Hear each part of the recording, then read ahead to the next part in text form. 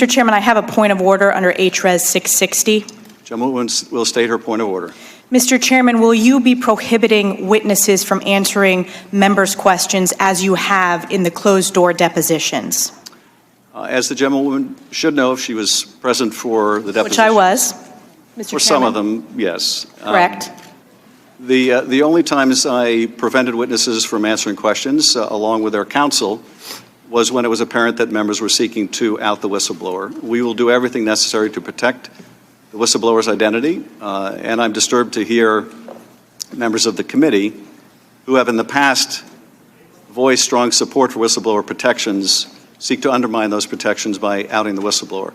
Mr. Chairman, only one member and their staff on this committee has direct knowledge of the identity of the whistleblower. Gentlewoman will suspend. You asked a parliamentary inquiry, and I am responding, or a point of order, and I'm responding. We will not permit the outing of the whistleblower, and questions along those lines, counsel will inform their clients not to respond to. If necessary, I will intervene. Otherwise, I want members to feel free to ask any questions they like.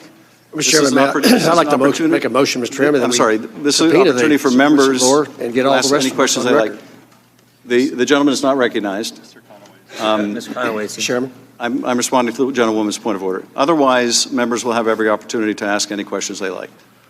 Mr. Conaway, do you seek recognition for what purpose? I'd seek recognition to make a motion that we actually subpoena the whistleblower for a closed-door, secret deposition, so that the questions that should be appropriately asked the whistleblower by our side and your side may be asked. And I would prefer that rather than it be your single decision, that the committee speak to that issue rather than just the chairman. And I move that we. I thank the gentleman. It won't be my single subpoena decision. the whistleblower.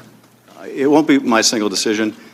We will entertain a motion to subpoena any witness, but after the witnesses have had an opportunity to testify. That motion will be in order, but that motion will be suspended until after the witnesses testify. Thank you, Mr. Mr. Chairman, do you anticipate when we would vote on that? What purpose does Mr. Jordan seek recognition? Just to ask a clarifying question, do you anticipate when we might vote on the ability to have the whistleblower in front of us, something you, of the 435 members of Congress, you are the only member who knows who that individual is, and your staff is the only staff of any member of Congress who's had a chance to talk with that individual.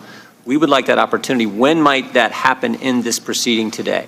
First, as the gentleman knows, that's a false statement. I do not know the identity of the whistleblower, and I'm determined to make sure that identity is protected.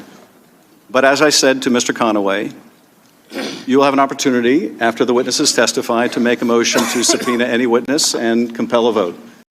Hey, NBC News viewers, thanks for checking out our YouTube channel. Subscribe by clicking on that button down here and click on any of the videos over here to watch the latest interviews, show highlights, and digital exclusives.